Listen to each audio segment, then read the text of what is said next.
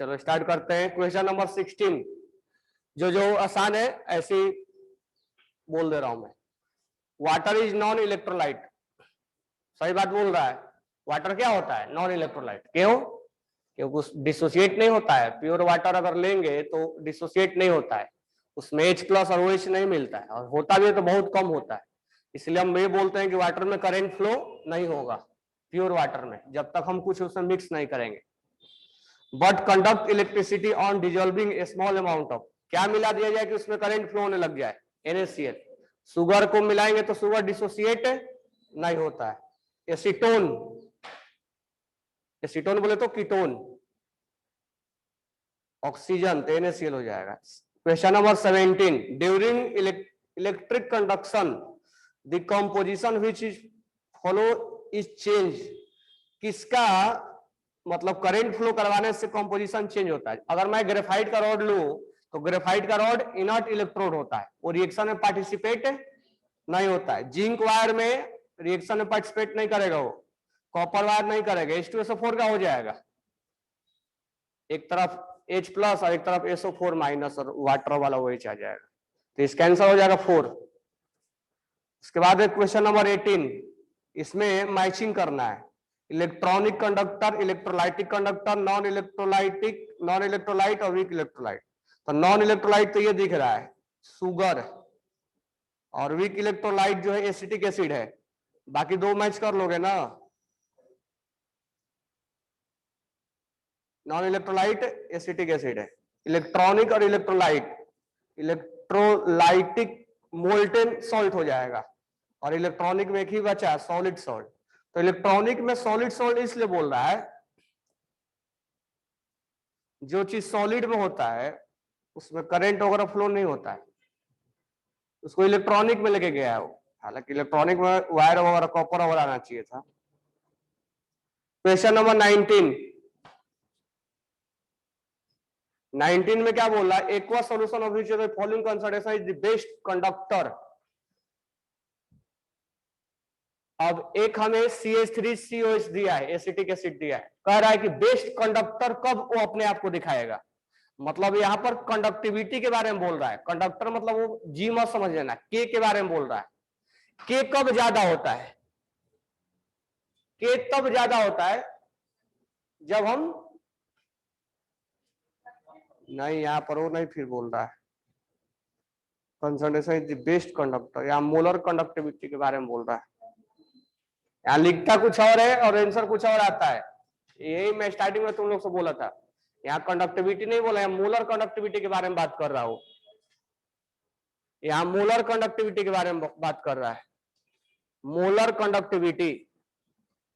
हालांकि यूनिट देता तो समझ में आ जाता, लेकिन यूनिट नहीं दिया। बाकी क्वेश्चन में यूनिट वगैरह दिया जाता तो समझ में आ जाता है कि कंडक्टिविटी है कि मोलर कंडक्टिविटी है। यहाँ हमें थोड़ा सा बाय डिफॉल्ट समझना पड़ेगा कि मोलर कंडक्टिविटी के बारे में बात कर रहा है। तो मोलर कंडक्टिविटी में हम क्या जानते हैं? कंसंट्रेशन जितना कम रहेगा उतना ही मोलर कंडक्टिविटी लेमडा क्या होगा? ज्यादा। तो देख लेंगे किसमें कंसंट्रेशन कम है। ऑप्शन नंबर 2 में, ऑप्शन नंबर 2 ना सबसे कम है। तो इसमें वहां लिख लेना, ऐसे समझ में नहीं आएगा कि इसमें क्या पूछ रहा है। ऐसे कंडक्टिविटी और मोलर कंडक्टिविटी में कंफ्यूजन होता है, कभी कभी नाम एक ही लिख देता है, कभी कभी कंडक्टेंस को भी कंडक्टिविटी लिख देता है, तो यूनिट से समझ में आएगा। Question number 20, degree of dissociation. ये तो हमने क्वेश्चन आयनिक इक्विलिब्रियम में पढ़ लिया है। अल्फा, अल्फा किस पे डिपेंड नहीं करेगा? नेचर ऑफ इलेक्ट्रोलाइट पे करेगा, वीक है कि स्ट्रॉन्ग है, कैसा है। डाइल्यूशन पे करेगा, हमने आयनिक में पढ़ा था कि पानी मिलाने के बाद डाइल्यूट होता है। टेम्परेचर पे ऑब्वियस सी बात है करेगा, ज्यादा टूटेगा। मतलब अल्फा का मतलब क्या होता है? अल्फा मतलब डिग्री ऑफ डिसोसिएशन। और उसको पानी में कितना ब्रेक होने की कैपेबिलिटी है। जैसे हमने 10 मोल लिया तो पानी में कितना ब्रेक हुआ? 1 हुआ, 2 हुआ, 3 हुआ, या 4 हुआ, 5 हुआ, 6 हुआ, 7 हुआ, 8 हुआ, 9 हुआ, 10 हुआ। 11 नहीं ब्रेक होगा ना? 11 ब्रेक हो जाएगा क्या? 10 स्टूडेंट को पढ़ाएंगे तो 11 पास हो जाएंगे? तो 11 कभी नहीं हो सकता है। इसलिए अल्फा कभी भी 1 से ज्यादा कभी नहीं होता है। मिनिमम 0 होता है कि एक भी ब्रेक ना हो, और मैक्सिमम इसका रेंज 0 से 1 तक है। अल्फा ऐसा होगा कि एक भी नहीं ब्रेक हो रहा है, और अल्फा होगा कि कंप्लीट ब्रेक हो रहा है। एक भी नहीं ब्रेक होने का मतलब वो नॉन इलेक्ट्रोलाइट है। तो ये वाला केस नॉन इलेक्ट्रोलाइट है, ये वाला केस नॉन इलेक्ट्रोलाइट है, और ये वाला केस इलेक्ट्रोलाइट है जहां पर, और ये कौन सा इलेक्ट्रोलाइट है? स्ट्रॉन्ग। और ये वाला जो रेंज लाई करेगा 1 से लेकर 9 तक, वो वीक इलेक्ट्रोलाइट होगा। तो याद रखना कि अल्फा 1 से लेके, ऐसा क्लास में अगर 10 स्टूडेंट को हम पढ़ा रहे हैं तो हो सकता है एक भी पास ना हो सकता है कि पूरा पास हो जाए, हो सकता है कि पार्शियल पास हो। तो कह रहा है कि इसको बढ़ाना है, 1 से 2 करना है। क्लास में एक स्टूडेंट पढ़ रहा है, अब 2 को पास करवाना है, 3 को पास करवाना है, 4 को पास करवाना है। तो कौन कौन सा फैक्टर काम करता है? तो इसको तोड़ना है, आयंस को आयनाइज करना है। तो तोड़ने के लिए हमें टेम्परेचर बढ़ाना पड़ेगा। पानी मिलाते हैं तो on dilution alpha equal to क्या होता है? ये भी याद कर सकते हो, alpha equal to root under के अपॉन सी। कंसंट्रेशन जितना कम होगा अल्फा उतना ही बढ़े। कम होने का मतलब है डाइल्यूट करना। तो on dilution concentration will be decrease, and concentration will be decrease, then degree of dissociation will be increase. इसमें आंसर हो जाएगा कैटलिक रिएक्शन। कैटलिस्ट पे कोई डिपेंड, अल्फा टूटने या नहीं टूटने का कोई मतलब नहीं है। ये नहीं कि कैटलिस्ट मिला देंगे तो ज्यादा टूटेगा, ऐसा नहीं। कैटलिस्ट रिएक्शन को इफेक्ट डालता है, नहीं कि। नेक्स्ट बोला है 21। 21 क्या बोल रहा है? Conductance unit Siemens is directly proportional to area. Siemens is directly proportional to area to the vessel and the concentration of the solution in it, or concentration of the solution in it, and inversely proportional to length of the vessel. Length of the vessel. Then unit of constant of proportionality is.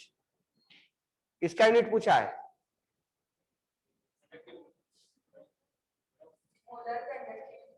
Molar conductivity. तो molar conductivity का value क्या होगा? Direct इन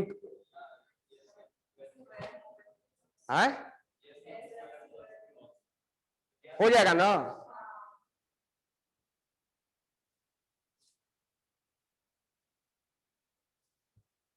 हो जाएगा नहीं होगा? Next 22, मैं नहीं आगे दिमाग लगा रहा हूं।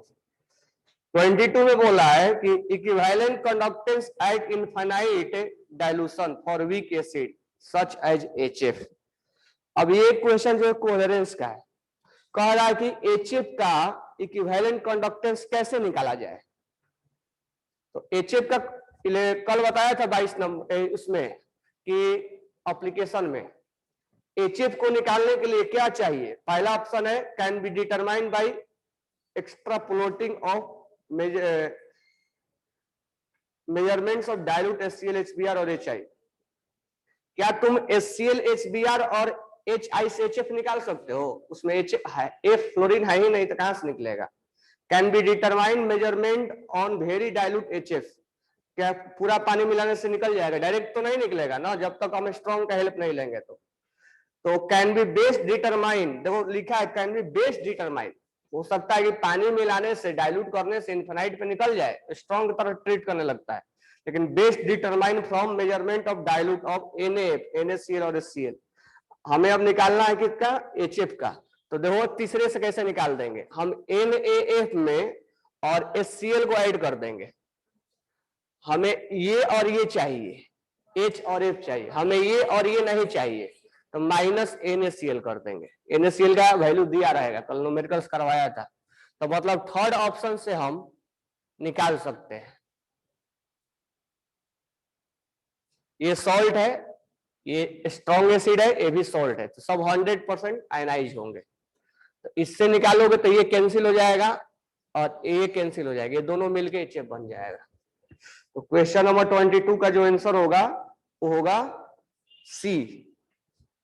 Question number 23, molar conductance of KCl increase slowly with decrease in conductance, molar conductance के बारे में बोल रहा है। देखो कंडक्टेंस हालांकि कंडक्टिविटी होता है, कोई नहीं, लेमडा के बारे में बोल रहा है। 1000 K/C या मोलारिटी। कह रहा है कि increase slowly with decrease in concentration, ये घटाएंगे तो ये बढ़ेगा। कह रहा है ऐसा क्यों? बिकॉज क्या मैं तुम्हें बताया था कि मोलर कंडक्टेंस, एक तो तुम्हें बताया था कंडक्टिविटी, कंडक्टिविटी क्या बताया था? पानी मिलाने से कंडक्टिविटी घटता है। क्यों? क्योंकि 1 सेंटीमीटर क्यूब में आयंस की संख्या क्या हो जाती है? घट जाता है। तो वो रीजन परफेक्ट याद रखना, वो ऑप्शन में जरूर देता है वही रीजन कि number of ions decrease per unit volume.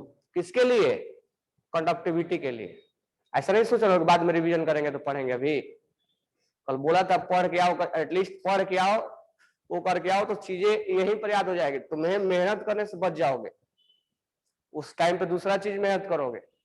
जो चीज मैं बोल रहा हूँ कि पढ़ के आओ, तो मतलब एटलीस्ट पढ़ के आओगे तो तुम्हारा प्रिपरेशन यहीं पे हो जाएगा, क्लासरूम में हो जाएगा। एक्स्ट्रा टाइम देने की कोई रिक्वायरमेंट नहीं पड़ेगी। नहीं तो तुम उस टाइम को घर पे जाके दिमाग में क्या सेट होता है, आराम से हम पढ़ेंगे, अपने तरफ से हम फाइनलाइज करेंगे कि ये चीजें हमने पढ़ लिया, और साथ साथ चलोगे तो यहीं पर टाइम बचेगा।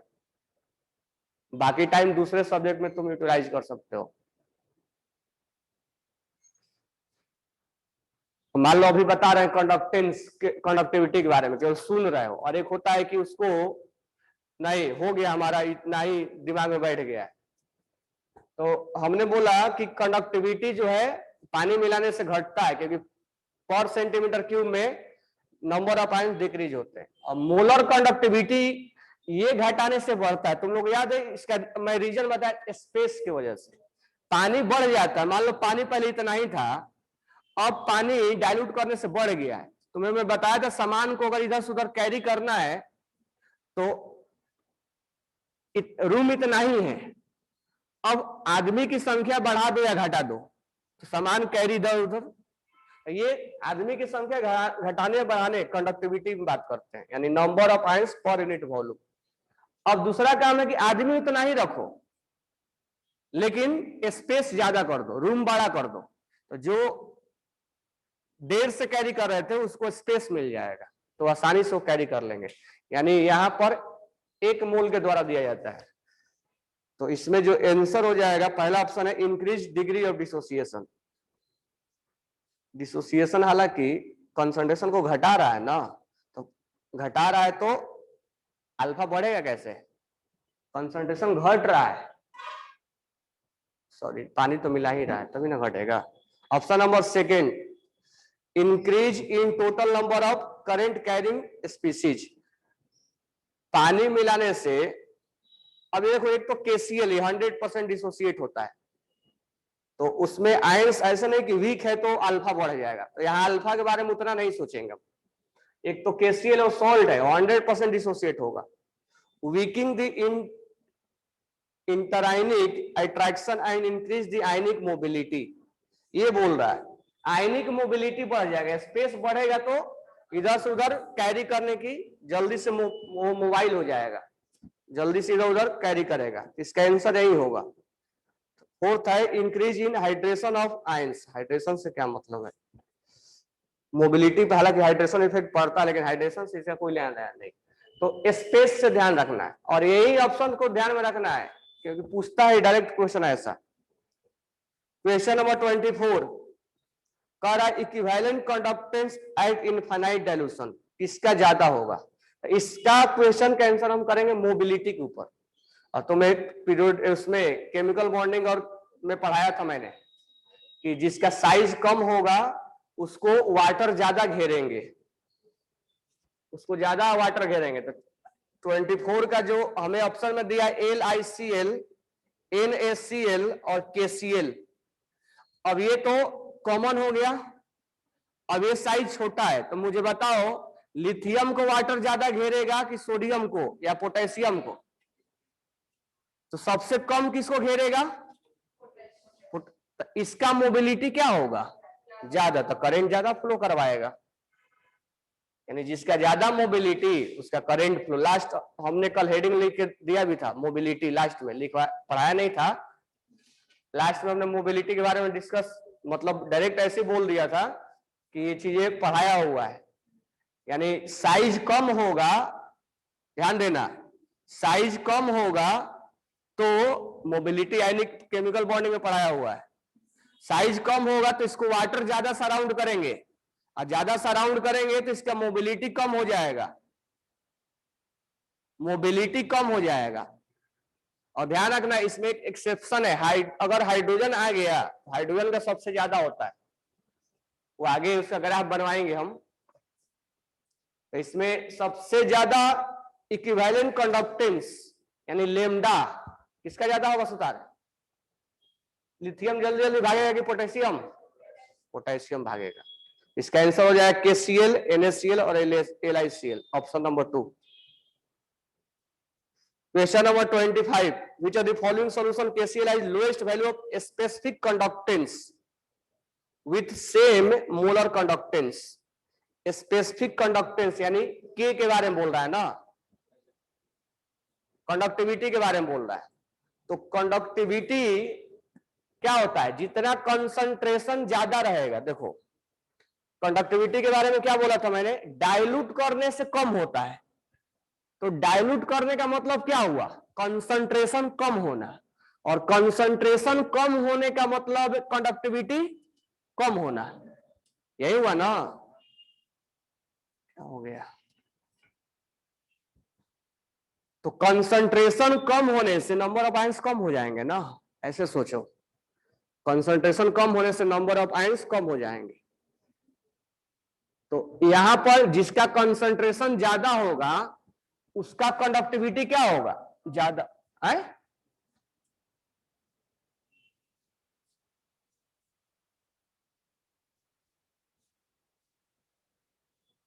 लोएस्ट पूछा है, लोएस्ट, हाईएस्ट नहीं। देखो ध्यान रखना, 25 नंबर है ना, डाइल्यूट करने से कंसंट्रेशन कम होता है, और डाइल्यूट करने से K का वैल्यू कंडक्टिविटी डिक्रीज होता है, यानी कंसंट्रेशन कम होने से ये भी कम होगा ना, ये ध्यान में रखना है। अब हमें कह रहा है सबसे लोएस्ट किसका होगा, तो जिसका कंसंट्रेशन जिसका सबसे कम होगा उसका कंडक्टिविटी क्या होगा? कम। ऑप्शन नंबर 4 दिया है ना, तो लेस कंसंट्रेशन, हाँ तो याद रखना इसको, डाइल्यूट करने से कंसंट्रेशन कम होता है, कंसंट्रेशन और डाइल्यूट करने से K कम होता है, मतलब ये कम तो ये कम। यहां लिख के दिया है, एक ऐसा क्वेश्चन आया था ना 19 नंबर में, वहां लिखा नहीं था, वहां मोलर कंडक्टिविटी लेंगे हम। क्वेश्चन नंबर 26, लेमडा में एसिटिक एसिड के लिए ग्राफ बनाना है। अब एसिटिक एसिड क्या होता है? वीक होता है, तो वीक के लिए ग्राफ हम कर्व बनाएंगे, लेमडा में और रूट अंडर कंसंट्रेशन में कर्व बनाएंगे हम, ठीक है, लीनियर नहीं बनेगा, वो स्ट्रॉन्ग के लिए बनता है लीनियर, ये डी.वाई हकल्स के द्वारा हमने बनवाया था। क्वेश्चन नंबर 27 में बोल रहा है कि मोलर कंडक्टेंस, एक एक वर्ड को ध्यान से पढ़ना है, उसको टर्मिनोलॉजी को समझना है। मोलर कंडक्टेंस बोल रहा है, यानी लेमडा के बारे में बोल रहा है, लेमडा एम, कभी कभी इक्विवेलेंट कंडक्टेंस भी लिखेगा, तो वो लेमडा ई हो जाएगा। Of acetic acid eight infinite dilution is lambda infinite, ये मोलर कंडक्टिविटी दिया है। If conductivity of 0.1 molar acetic acid is S, conductivity बोला है। अपरेंट डिग्री ऑफ आयोनाइजेशन, हमें निकालना है डिग्री ऑफ आयोनाइजेशन, तो हमें जब डिग्री ऑफ आयोनाइजेशन निकालना, अल्फा, अल्फा कल मैं निकलवाया था तुम्हें, क्या बोला था? Molar conductivity eight any concentration, molar conductivity eight any concentration divide by molar conductivity eight infinite dilution. जब भी तुम्हें अल्फा पूछेगा ना तो यही लिखना। अब हमें देखते हैं इस क्वेश्चन में क्या क्या दिया है। क्वेश्चन में दिया है मोलर कंडक्टिविटी इनफाइनाइट डाइल्यूशन पे क्या दिया है? डायरेक्ट यही दिया है, लेमडा इनफाइनाइट लिख के दिया है। अब हमें ये नहीं दिया है directly, molar conductivity eight infinite dilution पे डायरेक्ट नहीं दिया गया है।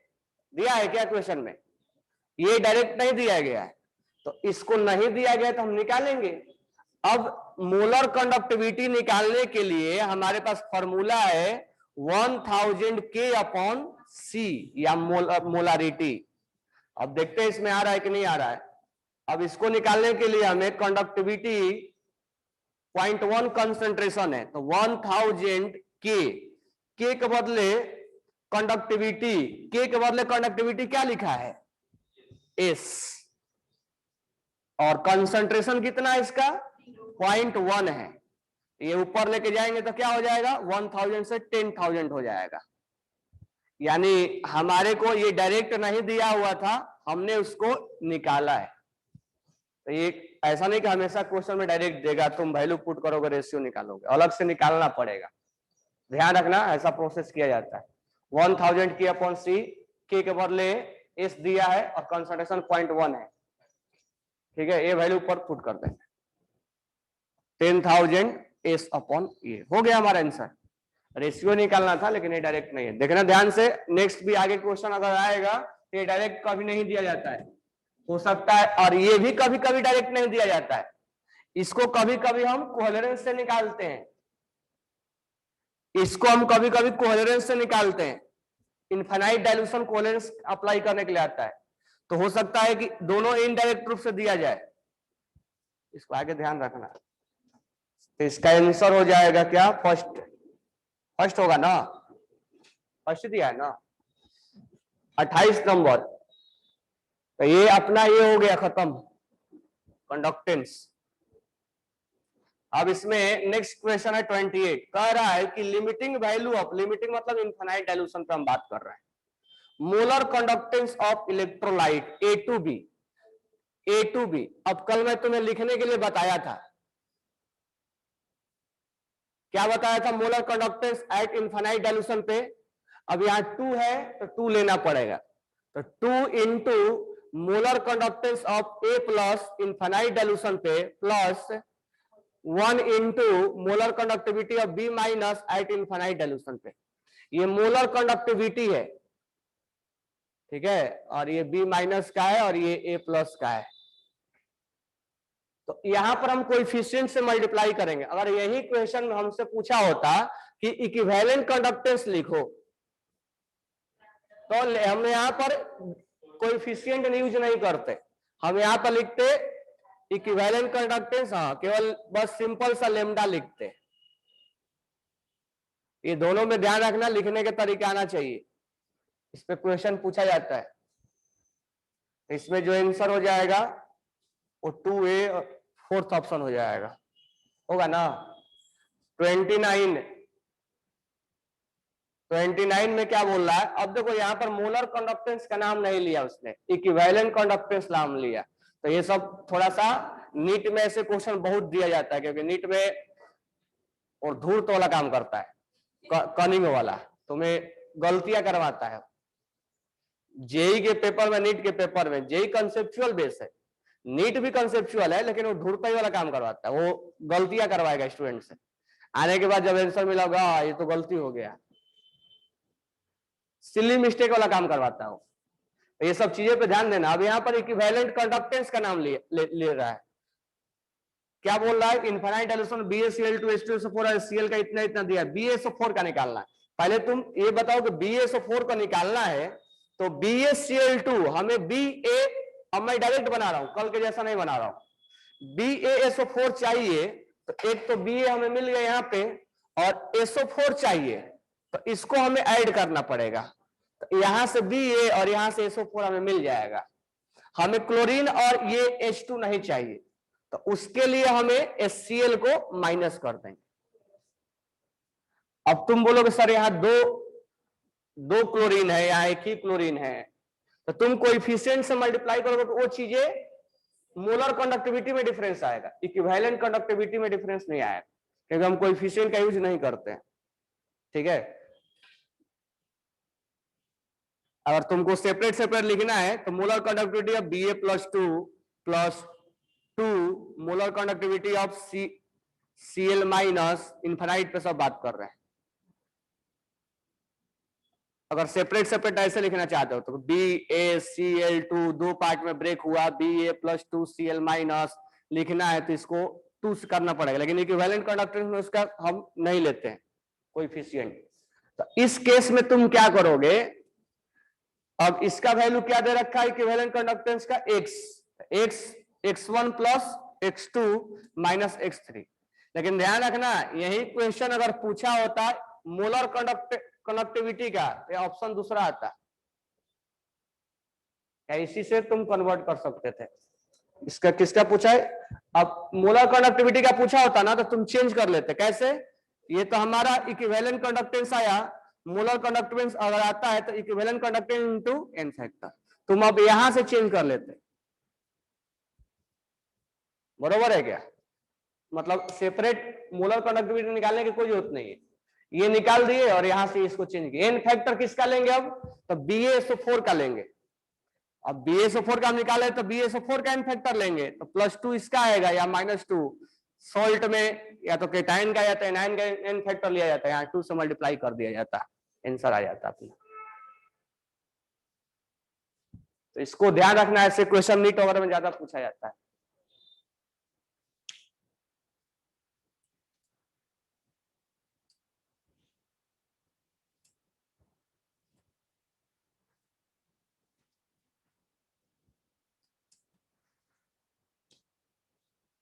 नेक्स्ट है अपना इलेक्ट्रोकेमिकल सीरीज और EMF, मतलब एक टॉपिक अभी आगे रह गया, ये सेकेंड पार्ट वाला है, गैल्वेनिक सेल वाला, नॉस्ट इक्वेशन और बैटरी। चलो लेवल 1 अब क्लास वर्क निकालो, लेवल 1 क्लास वर्क निकालो, सॉरी होमवर्क। होमवर्क में कहां तक करवाया था, इलेक्ट्रोलाइसिस हो गया था, फ्राइडे भी हो गया था। चलो तो इलेक्ट्रोलाइटिक कंडक्टेंस ये वाला आते हैं, लेवल 2 पे आते हैं।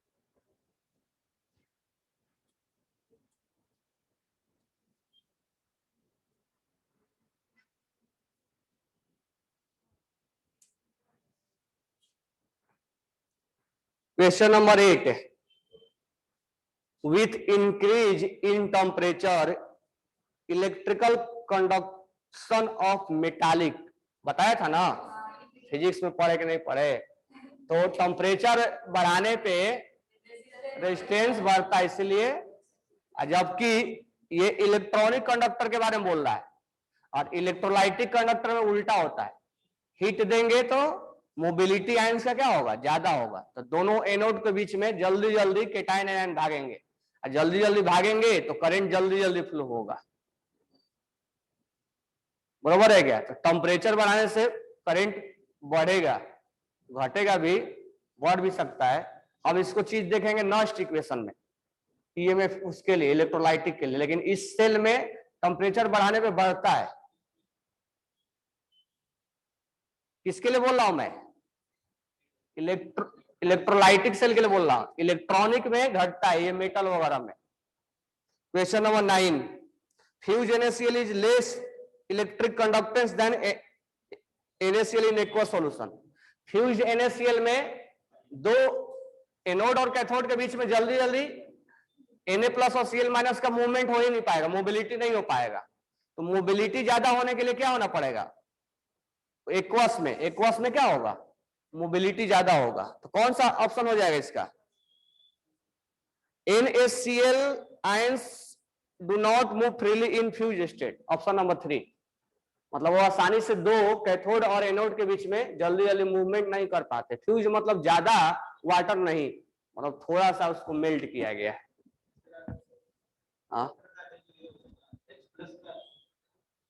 वाटर डालेंगे तो यहां पर ये बोल रहा है कि Na+ अगर वाटर मिलाएंगे, क्वेश्चन को थोड़ा ऐसे पढ़ो कि वाटर मिलाएंगे तो एक फ्यूज्ड है और एक एक्वस NaCl है, किसमें मोबिलिटी ज्यादा होगा, इस यही कंसेप्ट पर ध्यान रखना है। यानी कि वाटर मिलाने से कंडक्टिविटी कम होता है, ये होता है, वो सब नहीं जानना है। एक फ्यूज्ड है और एक दूसरे कंटेनर में क्या है, एक्वस NaCl में, तो किसमें मोबिलिटी ज्यादा होगा, केटाइन और एनाइन के बीच में कौन सा आयंस ज्यादा दौड़ेंगे, तो एक्वस में दौड़ेंगे। एक्वस में भागेगा ना, फ्यूज में नहीं भागेगा। Question number 10, the extent of ionisation of weak electrolyte. Extent मतलब अल्फा के बारे में बोल रहा है कि degree of ionisation, degree of ionisation weak electrolyte के लिए क्या होगा, कैसे बढ़ेगा, with increase the concentration of solute. अगर कंसंट्रेशन बढ़ा दोगे तो और तो अल्फा कम हो जाएगा, जो भी टूटा होगा वो भी जुड़ने एसोसिएट होने लगेगा। On addition of excess of water, ये सही है। ऑन डिक्रीजिंग द टेम्परेचर, ये गलत है, टेम्परेचर बढ़ाने से अल्फा बढ़ता है ना, दो क्वेश्चन आ गया ऐसे। On steering the solution of vigorously, उसको सिक करने से, तो इसका आंसर करेक्ट होगा क्या, on addition of excess of water. Next question है 11 नंबर, equivalent conductance of one normal solution of electrolyte is nearly. Equivalent conductance बोला है, यानी इक्विवेलेंट कंडक्टेंस बोले तो लेमडा ई 1000 के अपॉन नॉर्मलिटी, सी लिखो, एम लिखो या एन लिखो या सॉल्युबिलिटी लिखो। नॉर्मलिटी इतना है, अच्छा इतना टाइम्स ऑफ स्पेसिफिक कंडक्टेंस बोला है, यानी के का वैल्यू हमें नहीं दिया है, नॉर्मलिटी 1 है तो 1000 अपॉन 1 और यहाँ के, तो इक्विवेलेंट कंडक्टेंस क्या हो जाएगा, 1000 टाइम्स ऑफ कंडक्टिविटी, तो 1000 times of its specific conductance. Option number 1। के का वैल्यू नहीं दिया है, वो कितना टाइम्स बोल रहा है स्पेसिफिक कंडक्टेंस का, ऑप्शन नंबर 1 करेक्ट होगा ना, 1000 times of specific conductance. Question number 12, which of the following statement is correct for electrolytic solution upon dilution। कह रहा है कि एक इलेक्ट्रोलाइटिक सॉल्यूशन है, उसको डाइल्यूट करने से क्या होगा, कंडक्टिविटी इंक्रीज होगी, कंडक्टिविटी डिक्रीज होगी। अच्छा यहाँ क्लियर के लिख के दिया है, तो बताओ मेरे को कि डाइल्यूट करने से क्या होता है, डिक्रीज होता है, डिक्रीज होगा ना। और डाइल्यूट करने से मोलर कंडक्टिविटी क्या होता है, हाँ तो दो बातें ध्यान रखना है, दोनों का रीजन ध्यान में रखना है। तो कंडक्टिविटी डिक्रीज, ऑप्शन नंबर 2 तो मैच कर रहा है। थर्ड ऑप्शन बोल रहा है कि molar conductivity decrease but equivalent conductance increase, ऐसा थोड़े होता है। मोलर कंडक्टिविटी और इक्विवेलेंट कंडक्टिविटी एक ही होता है, बस उसमें एन फैक्टर का डिफरेंस होता है, दोनों तो एक ही जैसा होता है, बस एन फैक्टर का दोनों में डिफरेंस है। ऐसा नहीं कि ये लेमडा ई और लेमडा अलग चीज है, दोनों एक ही फैक्टर पे डिपेंड करेगा। हाँ इसमें एन फैक्टर से करके दोनों में कन्वर्ट करते हैं। मोलर कंडक्टिविटी ये डिग्री, फोर्थ ऑप्शन भी गलत है, ठीक है। ऑप्शन नंबर इसका क्या हो जाएगा, सेकेंड। क्या दिया आंसर,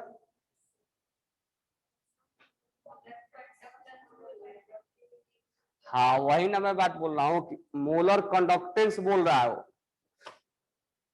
मोलर कंडक्टेंस या मोलर कंडक्टिविटी एक ही बात होता है। मैं कई बार बोला कि ये वर्ड अलग अलग चेंज करेगा वो, और हमें समझ में नहीं आता है कि मैं स्टार्टिंग में पढ़ाते समय ही बोला था कि यूनिट पे जाने का, हालांकि यहाँ यूनिट नहीं है। तो मोलर कंडक्टेंस का मतलब ये मत सोचना कि कंडक्टेंस बोल रहा हूं, मोलर कंडक्टेंस मतलब लेमडा के बारे में बोल रहा हूं, वो कंडक्टिविटी है वो, ठीक है।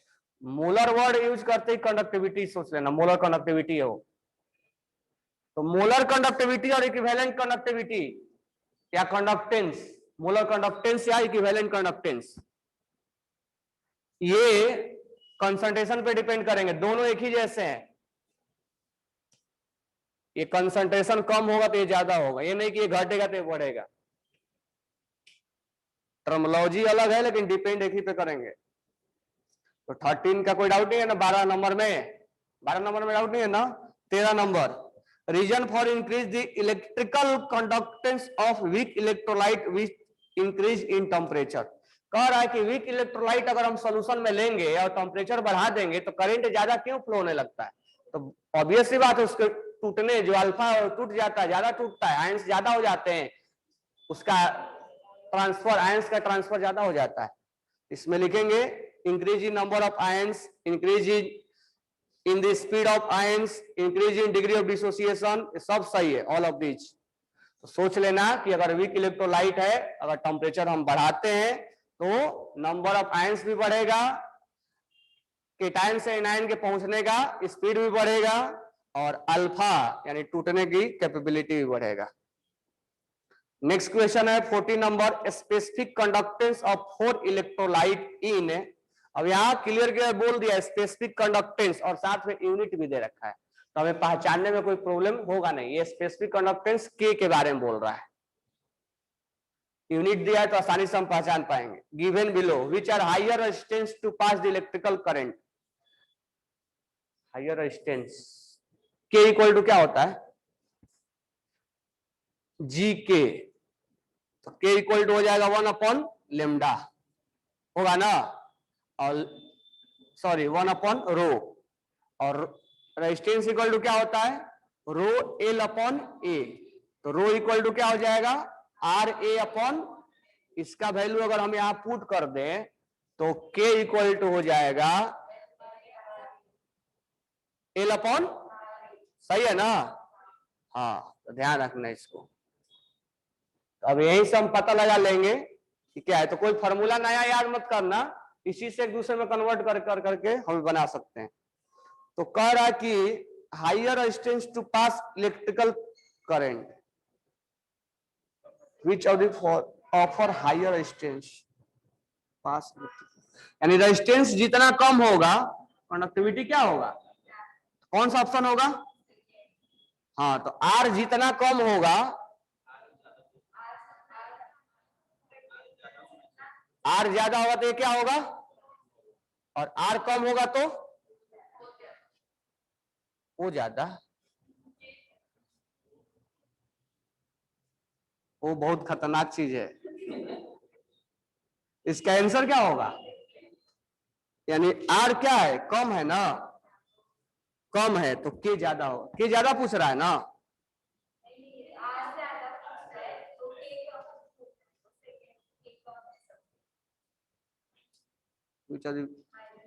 हायर रेजिस्टेंस टू पास, ये वैल्यू किसका दिया है? स्पेसिफिक कंडक्टेंस का दिया है। अच्छा, हायर रेजिस्टेंस के बारे में बोल रहे हैं, मतलब यहाँ के जितना कम होगा उतना आर ज्यादा होगा, ये बोल रहा है। ठीक है, तो ऑप्शन नंबर 2 हो जाएगा। Question number 15, variation of equivalent conductance of weak electrolyte और कंसंट्रेशन के रूट अंडर में है। किसके लिए बोल रहा है? वीक इलेक्ट्रोलाइट के। तो ग्राफ कैसा हमने बोला था? कर्व, मोलर कंडक्टिविटी और रूट अंडर सी में। 16 नंबर कह रहा है कि variation of equivalent conductance of strong electrolyte के लिए, स्ट्रॉन्ग इलेक्ट्रोलाइट का ग्राफ कैसा बोला था? नेक्स्ट क्वेश्चन नंबर 17 बोल रहा है इक्विवेलेंट कंडक्टेंस 1 मोलर CH3COH पे 10 और यूनिट दे रखा है। ये यूनिट मोलर इक्विवेलेंट कंडक्टेंस का है, और ये 1 मोलर पे दिया, यानी किसी कंसंट्रेशन पे है। ये बात को ध्यान में रखना है। And at infinite dilution is 200, percentage of ionisation यानी अल्फा निकाल देंगे। तो equivalent conductance at any concentration divide by equivalent conductance at infinite dilution. अब यहां पर खास बात यह है कि हमसे डायरेक्ट क्वेश्चन में दे दिया है किसी कंसंट्रेशन पर लेमडा का वैल्यू यानी इक्विवेलेंट कंडक्टेंस का वैल्यू 10 दिया है। किसी कंसंट्रेशन बोले तो 1 मोलर पे equivalent conductance of 1 molar acetic acid का वैल्यू दे रखा है। तो किसी कंसंट्रेशन पे यानी 1 मोलर पे, और हमसे इनफाइनाइट डाइल्यूशन में वैल्यू क्या दे रखा है? 200। तो बोला है परसेंटेज आयोनाइजेशन बताओ, इनटू 100 कर देंगे। 5% आयनाइज है,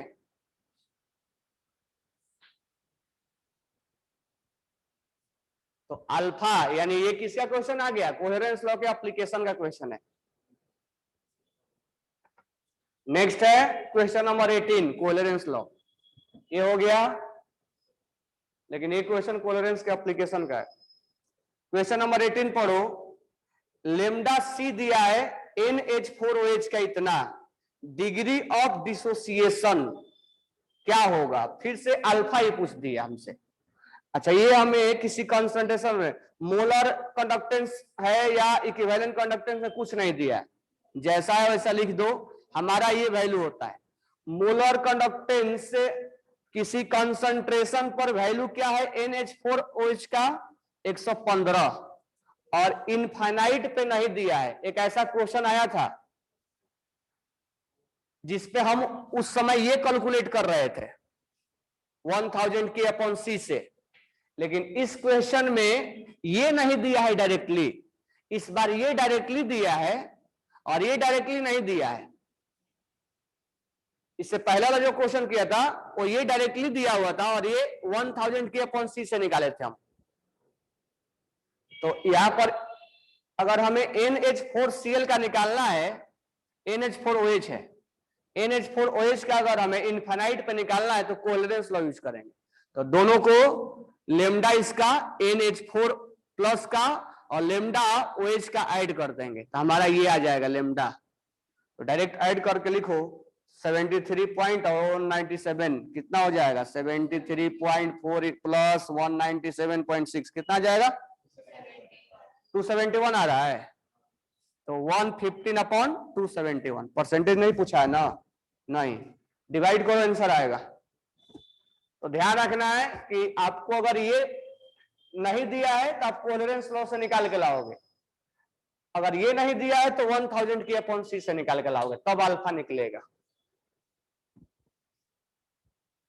सारा आंसर है।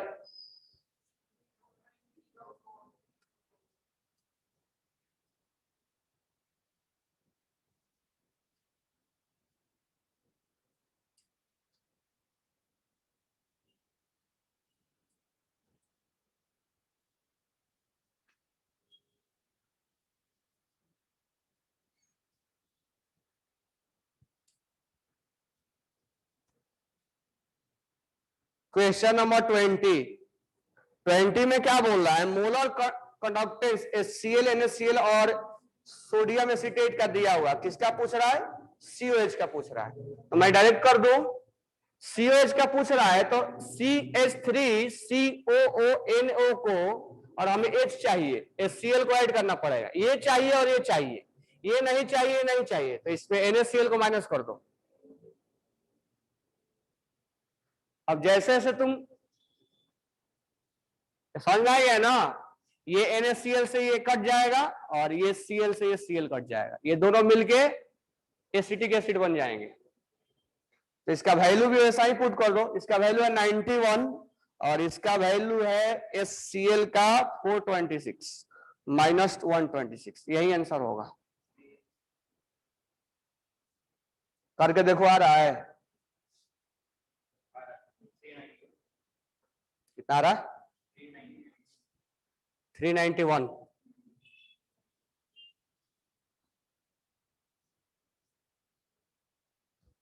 समझ में आ गया ना कैसे किया मैंने, मैं डायरेक्ट कर दिया। चलो नेक्स्ट है इलेक्ट्रोकेमिकल सीरीज और EMF, ये आगे अभी पढ़ाएंगे, नेक्स्ट इक्वेशन और कोरोजन और बैटरी, ये 4 अभी बचा हुआ टॉपिक। EMF ये इंपॉर्टेंट है और इससे नीट में हर साल क्वेश्चन आते हैं, EMF निकालना, सेल का वोल्टेज, इससे भी क्वेश्चन आता है। कोहेरेंस लॉ वाला से क्वेश्चन पूछता है इसका एप्लीकेशन वाला। आ जाओ लेवल 2 पे, लेवल 2 में कहां तक करवाया था या करवाया ही नहीं था, है? एक भी नहीं करवाया था।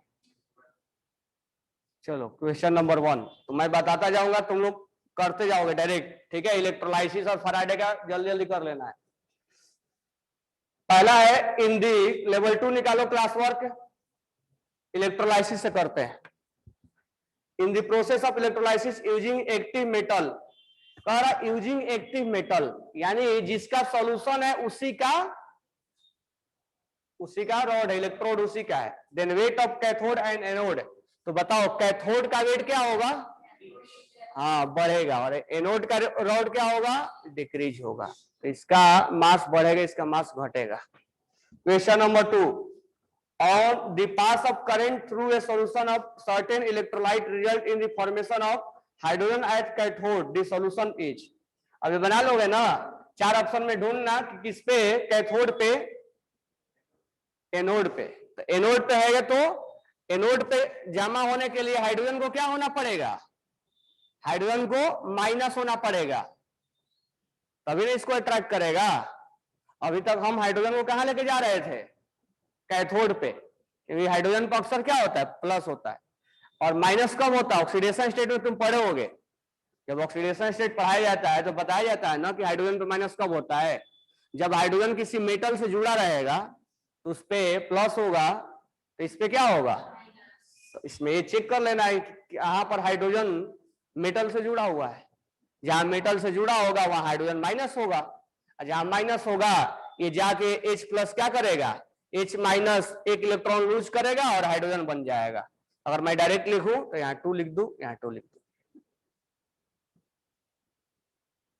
क्वेश्चन नंबर, इसका आंसर हो जाएगा CH2, बाकी किसी में नहीं होगा। एक्वस HCl में इधर बनेगा हाइड्रोजन, इधर नहीं बनेगा। एक्वस HCl में हाइड्रोजन इधर बनेगा, क्योंकि इस केस में H प्लस है ना, और प्लस यहाँ अट्रैक्ट होगा। तो हमें बोला है एनोड पे कहां अट्रैक्ट होगा, तो एनोड के लिए H को माइनस होना पड़ेगा। माइनस होने के लिए ये प्लस है, क्योंकि एनोड प्लस है, माइनस होने के लिए मेटल से अटैच होना चाहिए। Question number 3, during the electrolysis aqueous solution of sodium chloride pH of, ये बताया था ना, एक्वस किसका दिया है? Aqueous NaCl। तो मुझे बताओ कैथोड और एनोड पे क्या जमा होता है? तो यहां जमा हो जाएगा, माइनस है तो Na प्लस जमा होगा और H प्लस जमा होगा, और यहां जमा होगा Cl माइनस और यह OH माइनस। अब मुझे बताओ इस दोनों में किसका ऑक्सीडेशन होगा? और इस दोनों में, तो H प्लस सॉल्यूशन में से क्या हो रहा है? कम हो रहा है। तो H प्लस कम हो रहा है, कम होने का मतलब बेसिक होता जा रहा है, और बेसिक होने का मतलब क्या होगा? pH बढ़ता जाएगा, इसका हो जाएगा second, gradually increase. Question number 4 में क्या बोल रहा है? Which of the following statement is correct? पहला ऑप्शन है electrolysis of aqueous NaCl produce hydrogen at cathode and chlorine gas is anode. Option number 1 correct है ना? सही, अभी बताया। Option number 2, electrolysis of CuSO4 using platinum electrode cause liberate O2 at anode, तो anode पे कौन जमा हो जाएगा? कॉपर SO4 जमा होगा और OH जमा होगा। इसका तो ऑक्सीडेशन होने से रहा, क्योंकि मैक्सिमम ऑक्सीडेशन स्टेट में ये O2 दे देगा।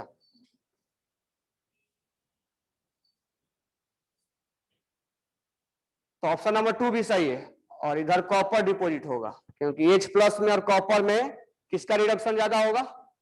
कॉपर का, क्योंकि कॉपर राइट साइड है, ट्रिक बताया था ना। सेकेंड भी सही है। थर्ड वाला, oxygen and hydrogen are produce at the anode and cathode during the electrolysis of aqueous H2SO4, सही बोल रहा है ना? H प्लस और इधर OH माइनस, ये भी सही है। All electrolyte reaction are redox, ये भी सही है, सब सही है। कैंसर दिया है ABCD, ठीक है, इसको डाउट नहीं होना चाहिए इसमें है। कहाँ थे? एक भी चैप्टर अटेंड नहीं किया किसी का?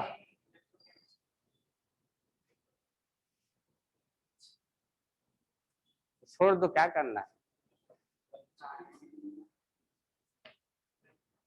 अरे मान लो 30 चैप्टर में एक चैप्टर छोड़ ही दिए तो क्या फर्क पड़ता है? फर्क पड़ेगा क्या? चलो ये हो गया ना इलेक्ट्रोलाइसिस। आ जाओ फ्राइडे पे, तो फ्राइडे में मैं केवल तुम्हें न्यूमेरिकल्स का वो बता दूंगा, फॉर्मूला क्या क्या यूज करना है। इलेक्ट्रोलाइसिस में प्रॉब्लम नहीं है ना, किसका क्या होगा इलेक्ट्रोलाइसिस से? सोडियम अमलगम में हाइड्रोजन नहीं होता है, सोडियम, वहां सोडियम होता है, ध्यान रखना। जहां जहां मेन, मैं कई बार तुम लोग से बोलता हूं,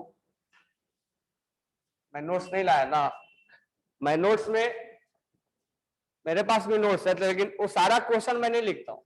अब जैसे जो इंपॉर्टेंट पॉइंट है कि पीएच वाला घटेगा कि बढ़ेगा, सोडियम अमलगम वाला, अगर जहां पर यूनिक चीजें हैं कि NaCl में अगर हम अमलगम का मर्क्यूरी का रॉड ले लें तो वहां पर हाइड्रोजन बनेगा कि सोडियम अमलगम बनेगा, ये सब चीजें अपने स्टिकी नोट्स में लिख लिया करो। और ये सोचो कि बाद में लिखेंगे तो बाद में कभी आता नहीं है, आता है क्या? तुम लोग जब 11th में आए थे स्टार्टिंग में तो बोला जाता था कि पीरियोडिक टेबल का वॉल्यूम बनाओ, तो क्या बोलते थे? सर वॉल्यूम अलग नोटबुक पे बनाना है कि उसी नोटबुक पे बनाना है? तो उस समय हम क्या जवाब देते थे? Separate note. वो नोटबुक आज तक उठा के देखे होंगे? अभी भी जो नए नए 11th आते, सर कहाँ बनाना है, उस समय एक्साइटेड बहुत रहते हैं, कहाँ बनाना है सर। वो नोटबुक आज पीरियोडिक टेबल का नोटबुक खोजो तो कहीं मिलेगा ही नहीं, ढूंढना पड़ेगा कहाँ रखा हुआ था। और उस समय ऐसे पूछते हो जैसे कि बाद में हर बार रिवीजन करने वाले हो, सर किस नोटबुक में बनाए हम। उस समय हमें भी अंदर से वो, जब हम जवाब देते हैं तो अब क्या करें, झूठा बोलना पड़ता है, कभी कभी झूठ बोलना पड़ता है ना। अब बच्चा जब पूछ रहा है कि, अब हम तो जानते हैं कि आते आते 12th उसको सब समझ में आ जाएगा लेकिन उस समय बोलना पड़ता है, अरे नहीं नहीं, न्यू नोटबुक में वो बनाओ, और क्वेश्चन मत लिखो, क्वेश्चन नहीं लिखना है तुम्हें। क्या करता है नए नए स्टूडेंट, क्वेश्चन भी लिखता है, 10th बाद आता है तो क्वेश्चन भी लिखता है, वॉल्यूम में क्वेश्चन लिखता है। अभी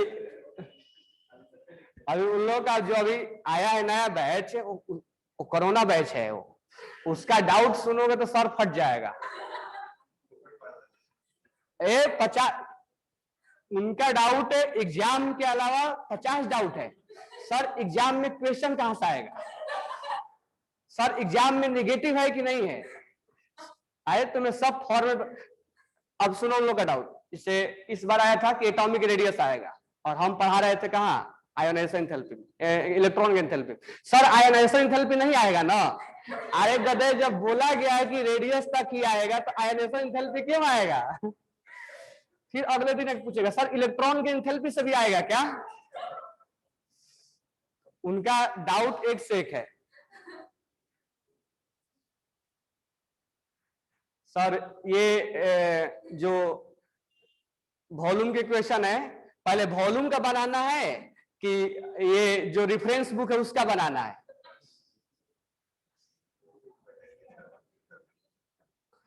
तो मन में, हमारे मन में ही जवाब तो देते हैं, लेकिन मन में ही आता कि अच्छा रुक जाओ, 2-4 महीने बाद सब सीख जाओगे क्या करना है तुम्हें, क्या नहीं करना है, वो 2-4 महीने बाद तुम खुद ही नहीं पूछोगे। तुम लोग भी ऐसा करते थे, लेकिन तुम्हारे क्लास में थोड़ा डाउट कम आते थे, वो लोग वो हेडक दे देता है। वो अभी के जो बैच है वो लगता है कि डायरेक्ट 9th भी पास नहीं करके डायरेक्ट आया है वो सब। तुम लोग में 11th में जब पढ़ा था उस समय सही था कि कम से कम 15-20 अच्छे बच्चे थे उसमें, जवाब भी देते थे, सब पीसीएम पीसीबी कंबाइंड था उसमें, तो ऐसा लगता है कि कहां से उठा के लेके आया गया उसको।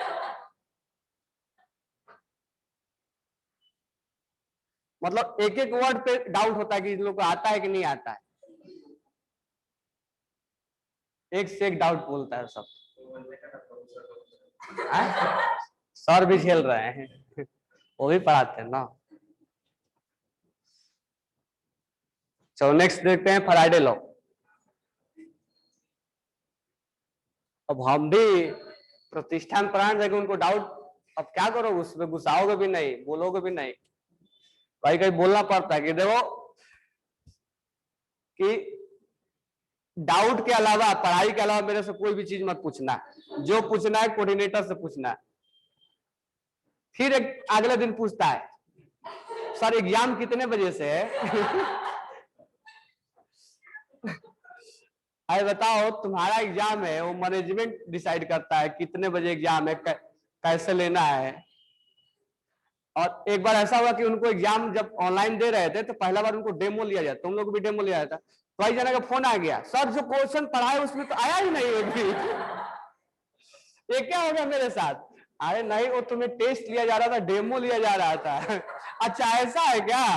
ऐसा सोचता है कि जैसे नागासाकी हिरोशिमा पे बम गिरे उसके ऊपर।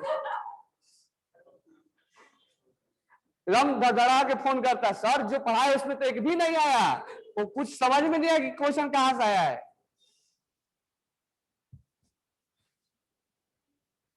क्वेश्चन नंबर 5 देखो, कॉपर, पढ़ो क्वेश्चन नंबर 5 में, a copper voltmeter and silver voltmeter and water voltmeter are connected in series. अच्छा, current is pass for some time, ratio of their mole of copper silver और hydrogen deposited.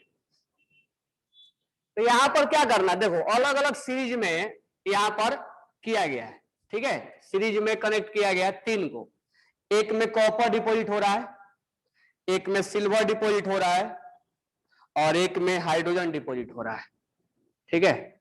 अब हमें इसका मोल निकालना है, तो एक चीज मैं बताया हूं तुम्हें, तुम ऐसे भी लिख सकते हो, इसका W1/E1 यानी equivalent weight equal to W2/E2, और ऐसे भी लिख सकते हो W3/E3, क्योंकि सब में सेम जा रहा है, सब में सेम करंट जा रहा है। अब इसमें हम क्या करेंगे, ये नंबर ऑफ इक्विवेलेंट है, तुम अपने मर्जी से जो मर कर, या तो ऐसे लिखो या तो ऐसे लिखो कि number of equivalent of copper equal to number of equivalent of silver equal to number of equivalent of hydrogen, क्योंकि ये सब नंबर ऑफ इक्विवेलेंट ही है और कुछ नहीं है। तो कुछ भी करंट पास करा दो, कुछ भी डिपॉजिट हो, सबका नंबर ऑफ इक्विवेलेंट बराबर करो, कोई सोचना नहीं है क्या बन रहा है क्या नहीं बन रहा। कॉपर बन रहा है तो कॉपर का करा दो, कोई रिएक्शन से मतलब नहीं है, सिल्वर करा तो सिल्वर करा दो। अब नंबर ऑफ इक्विवेलेंट का फॉर्मूला या तो ये लिखो या तो ये लिखो, तो यहाँ पर हमें यही लिखना सही रहेगा क्योंकि मोल के बारे में बोला है। तो यहाँ पर कॉपर का मोल, एन फैक्टर कॉपर का क्या लेंगे, यहाँ पे 2 लेंगे, तो यहाँ पर लिख देंगे मोल सिल्वर का लेंगे, और यहाँ एन फैक्टर क्या लेंगे 1, और यहाँ पर मोल किसका, हाइड्रोजन का, और हाइड्रोजन के केस में एन फैक्टर 2 लिया जाता है, क्योंकि हाइड्रोजन के लिए ऐसे लिखा जाता है ना, 2H प्लस 2 इलेक्ट्रॉन क्या बना H2, तो यही एन फैक्टर बताएगा, ठीक है।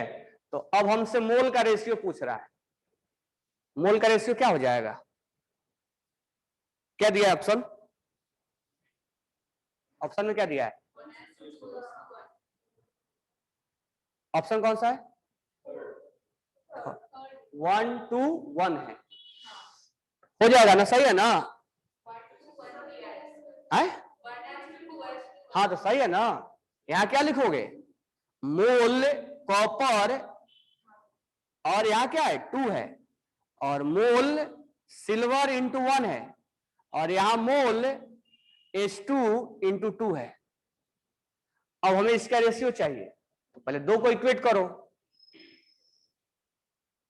अभी आया नहीं है मत सोचना कि मोल आ गया, अभी आंसर आगे निकालना है, इसको अब सिंप्लीफाई करना रह गया। देखो कैसे सिंप्लीफाई कर देंगे, जब 2 का रेशियो पहले 2 को लो, तो कॉपर का mole, mole of copper upon mole of silver क्या हो जाएगा, ये 1/2 हो जाएगा, होगा ना, होगा कि नहीं होगा। अब यहां पर ध्यान देना, अब इसका ले लेते हैं, इसका ले लो, तो मोल ऑफ कॉपर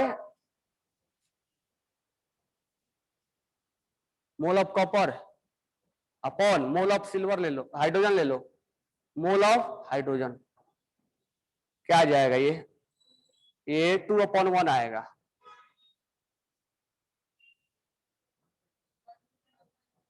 ये इधर मल्टीप्लाई होगा ना, 1/2 नहीं आएगा, 2/1 आएगा, ये मल्टीप्लाई करने के बाद ये आना चाहिए ना, इधर आएगा ना, ये मल्टीप्लाई करने के बाद ये आना चाहिए ना, ये कॉपर का लिया और ये लिया। अच्छा कॉपर का भी 2 है क्या? अच्छा 2/2 1/1 हो गया। अब क्या करेंगे, यहां कॉपर का क्या आया, सिल्वर का क्या आया, और हाइड्रोजन का क्या आया, यही ऑप्शन दिया है।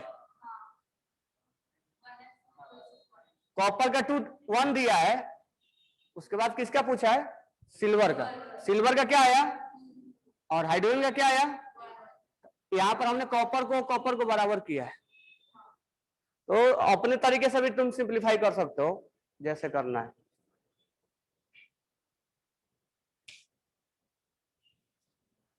तो याद रखना कि कभी भी सीरीज में पूछा जाए मोल का रेशियो पूछे, ये सिंप्लीफिकेशन अपने अकॉर्डिंग भी कर सकते हो।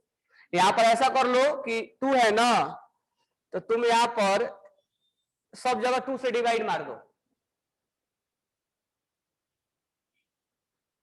3 है ना, पहले 2 का रेशियो लो, फिर इस दोनों का रेशियो लो। प्रोपोर्शन निकालने आता है ना, फिर वैसे कर सकते हो। तो कभी भी अगर सीरीज में कनेक्टेड है तो नंबर ऑफ इक्विवेलेंट बराबर करना है। ये रिएक्शन के बारे में नहीं सोचना है, बस एन फैक्टर उसका मोल, और अगर मास वगैरह पूछे तो W/E भी लगा सकते हो, या मोल इंटू एन फैक्टर भी लगा सकते हो।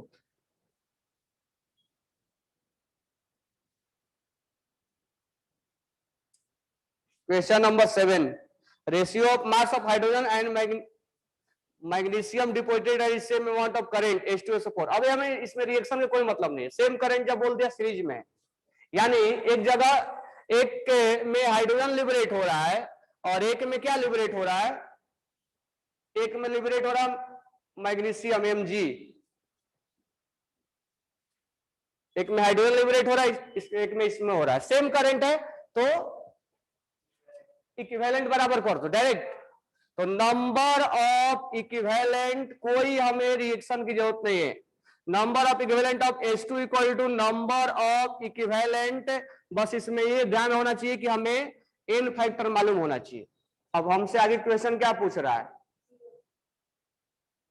रेशियो ऑफ मास डिपोजिटेड, तो W/E से भी कर सकते हो या मोल इंटू एन फैक्टर से भी कर सकते हो, जैसा करना है कर लो। मैं मोल इंटू एन फैक्टर से कर दे रहा हूं। मोल इंटू एन फैक्टर क्या होगा 2, और यहां पर हो जाएगा mole into n factor Mg का क्या हो जाएगा 2, तो ये तो कैंसिल हो गया। तो mole of H2 upon mole of Mg, तो H2 का मास कितना होगा 2 होगा, मोलर मास होगा ना, और इसका कितना होगा 24। कितना आ जाएगा, आंसर आ रहा है क्या? नहीं तो करना तो ऐसे कर लो, W1/E1, ये बात एक ही है, इक्वल टू W2/E2। कितना मास डिपोजिट हुआ कॉपर का, तो मास ऑफ हाइड्रोजन का upon equivalent mass. Equivalent mass equal to क्या होता है, molar mass upon n factor. तो हाइड्रोजन का मोलर मास कितना होता है H2 का 2, और एन फैक्टर क्या होगा 2, और ये किसका बोला है Mg का, तो मास डिपोजिटेड ऑफ Mg और इसका इक्विवेलेंट मास, तो 24/2, ये हो गया WH2/1 और ये हो गया WMg/12। ये रेशियो निकाल दे, हो गया। या तो ऐसे निकालो या तो ऐसे निकालो, जैसा तुम्हारा मोल के रिगार्डिंग पूछे तो ऐसे निकालो, मास के रिगार्डिंग पूछे तो ऐसे निकालो, जब भी सीरीज में दिया जाए आसानी से क्वेश्चन बन जाता है। नंबर ऑफ इक्विवेलेंट बराबर कर देना। क्वेश्चन नंबर 8 समझ में आ गया ना ये। Question number 8, hydrogen and oxygen fuel cell. हालांकि ये आगे भी पढ़ेंगे हम, hydrogen oxygen fuel cell last में जब बैटरी पढ़ाएंगे ना तो फ्यूल सेल के बारे में पढ़ाएंगे। इतना litre of hydrogen liberated at STP in 5 minute, average current कितना पास हुआ। तो देखो इस क्वेश्चन को हम ऐसे बना देंगे, एवरेज करंट बोला है ना, तो W इक्वल टू हम लिखेंगे ZIT।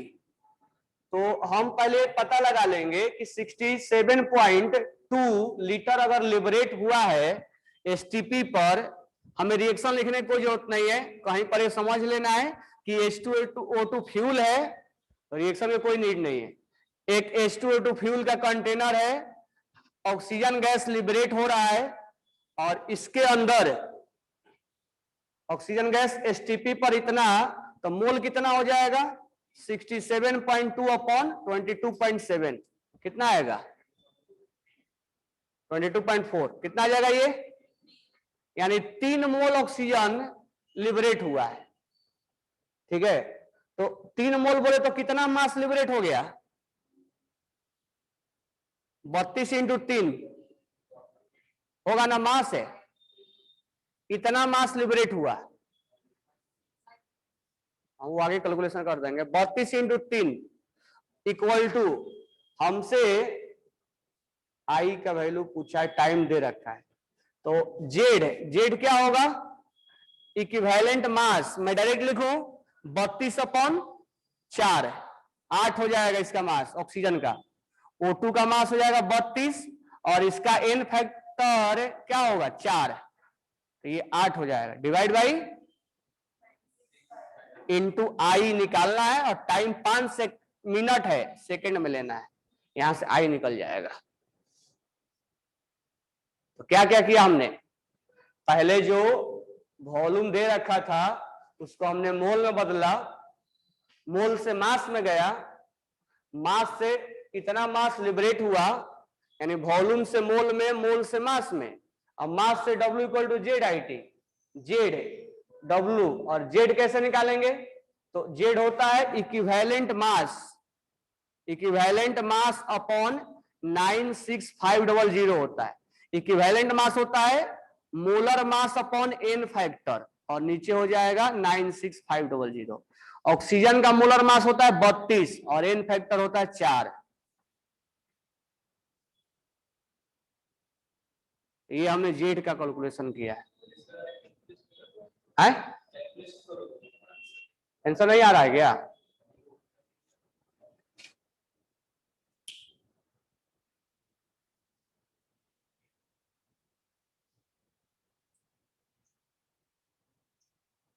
Thirty two into 3 into 96500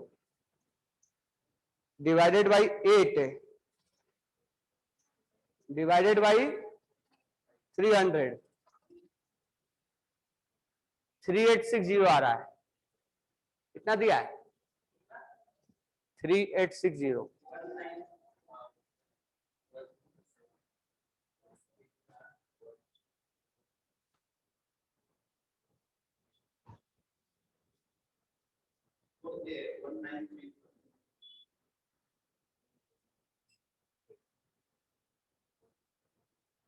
एक चीज गलती हो गया ना, ये सब कुछ हाइड्रोजन के बारे में बोल रहा, हम ऑक्सीजन के बारे में निकालते जा रहे हैं, ये सब कुछ ऑक्सीजन हाइड्रोजन के बारे में बोल रहा है, मैं सोचा हाइड्रोजन के बारे में बोल रहा है। तो इसका मास 2 हो जाएगा और एन फैक्टर 2 होगा, यहाँ 1 आएगा, यहाँ पे गलती हो गया, 2 इंटू 3 होगा,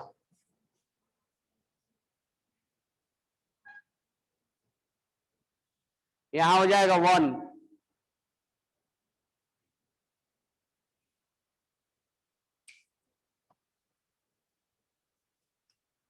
6 इंटू 96500 डिवाइडेड बाई 300 आ रहा है 1930।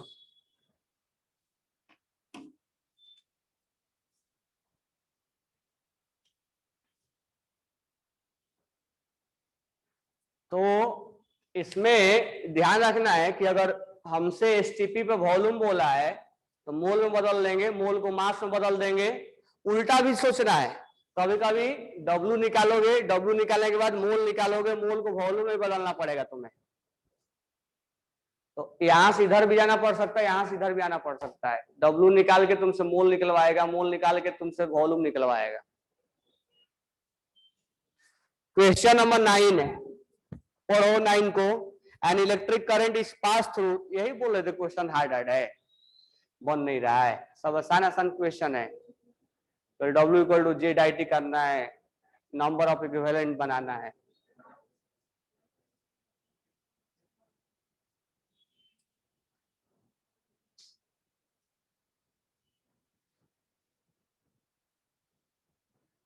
Question number 9, an electric current is passed through a copper voltmeter, water voltmeter connected in series. Copper voltmeter now weight इतना ग्राम less, hydrogen is liberated at cathode, water voltmeter measure at STP.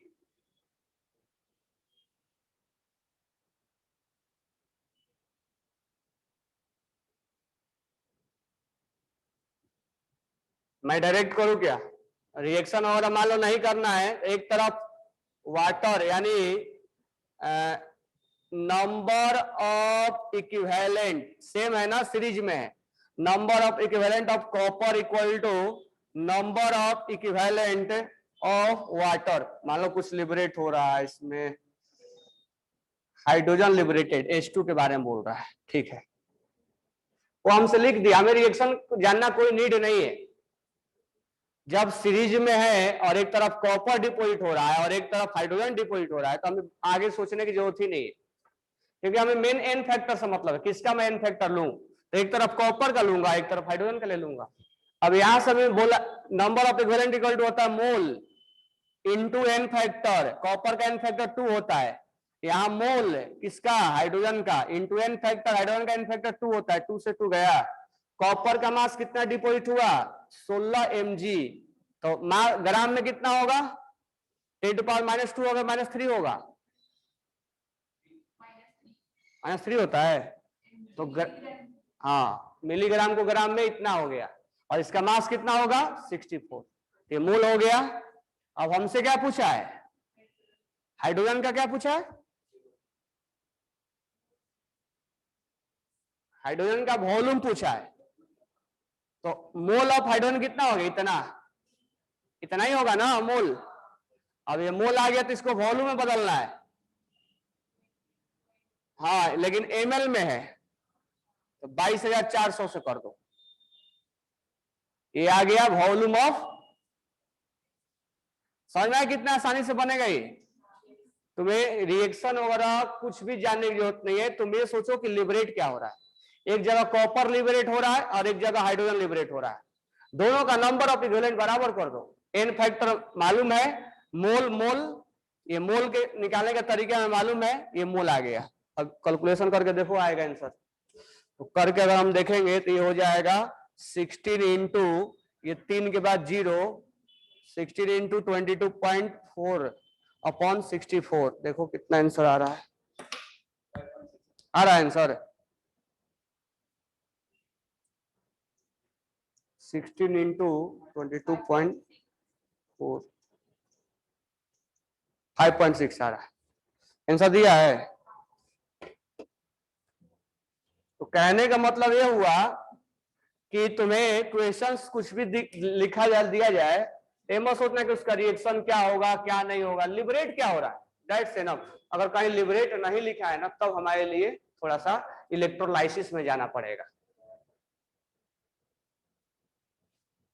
Otherwise same current pass हुआ, एक ही concept लगाओ, question बनता है।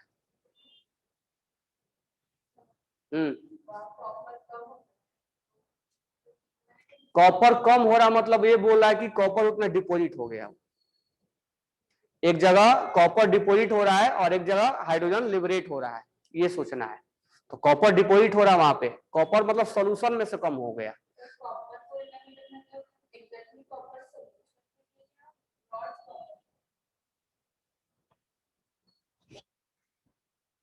current pass through the copper voltmeter and water voltmeter connect. If copper of copper voltmeter is now weight itna less,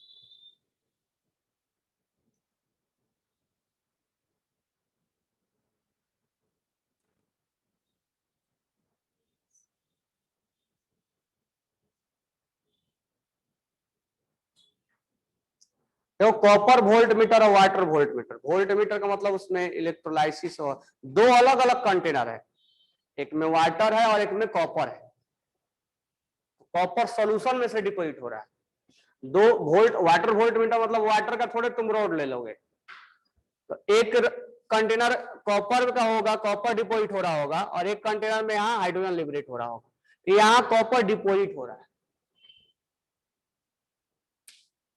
तो वो कितना कम हुआ, ये लिखा है कि copper volt meter is now इतना वेट आर लॉस लेस हुआ, लेस हुआ। या तो दो बात हो सकती है, या तो वो सॉल्यूशन में से गया होगा डिपोजिट होने, या उसका रॉड अगर होगा तो रॉड से कम हुआ होगा,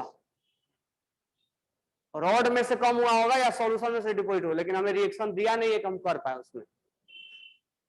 समझ में आएगा? हाँ वही होता, कुछ कम भी हो ज्यादा भी हो कुछ भी हो यही होता है।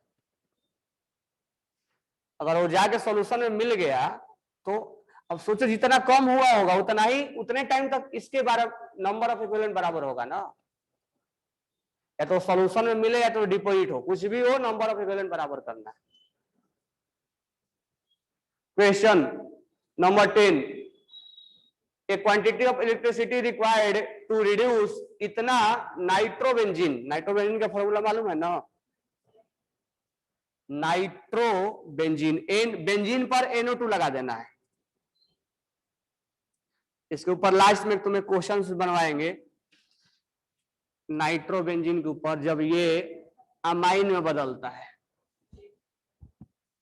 नाइट्रोबेंजीन जब अमाइन में बदलता है, फैक्टर 6 लेते हैं वहां पे, बाद में लेवल 3 में या तो क्वेश्चन मिलेगा तो बनवाएंगे या नहीं तो ये अमाइन में बदलता है। तो इसको बोलते हैं नाइट्रोबेंजीन, ये है नाइट्रोबेंजीन। बेंजीन पे लगा देना है, और देखो यहां पर सब जगह हाइड्रोजन है, या तो तुम ये नहीं लिख के ऐसे लिख सकते हो,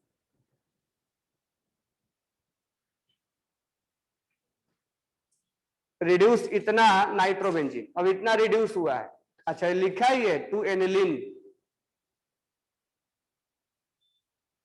ये लिख ही दिया एनिलीन, यहाँ एन फैक्टर 6 लिया जाता है, बाद में बताएंगे कैसे लिया जाता है 6। Rising 50% current efficiency. अब हमें यहां पर W इक्वल टू क्या लिख देना है, ZQ, W इक्वल टू लिखना है ZQ, कितना मास उसका निकला 12.3, Z कैसे निकालेंगे, मोलर मास अपॉन इसका molar mass upon N factor 6 लेंगे अपॉन 96500 इंटू Q। एक बार कैलकुलेशन करके देखना इसको आएगा। अब ये N फैक्टर 6 कैसे आएगा वो बाद में बताएंगे।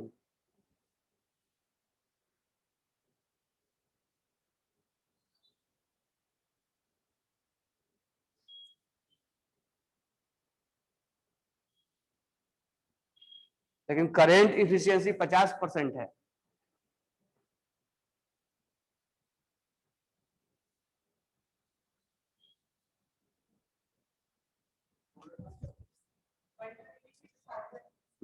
इसका फॉर्मूला क्या होता है, C6H5NO2 है, मोलर मास निकालना, घर से निकालना इसको 10 का।